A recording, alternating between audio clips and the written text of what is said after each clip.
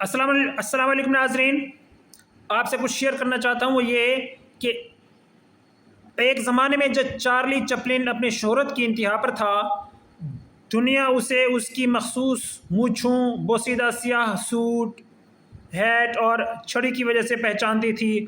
مگر مزے کی بات یہ ہے کہ بہت کم لوگ جانتے تھے کہ یہ شخص ان چیزوں کے بغیر حقیقی زندگی میں کیسا دکھتا ہے۔ ایک دن وہ سڑک پر چل رہا تھا کہ ایک تھیٹر کے باہر اس نے ایک اشتہار دیکھا، چارلی چپلن کی نقل کرنے کا مقابلہ۔ اس نے سوچا کیوں نہ خود حصہ لے لیا جائے۔ اندر گیا، فرضی نام لکھوایا، اداکاری کے لیے کپڑے پہنے، اسٹیج پر چڑھ کر وہی مخصوص کردار ادا کیا اور نتائج کا انتظار کرنے لگا۔ جب نتیجہ آیا تو پتہ چلا کہ اصلی چارلی چپلن 5ویں نمبر پر آیا ہے۔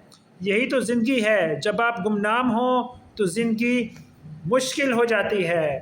دیکھیں ناظرین، شکریہ۔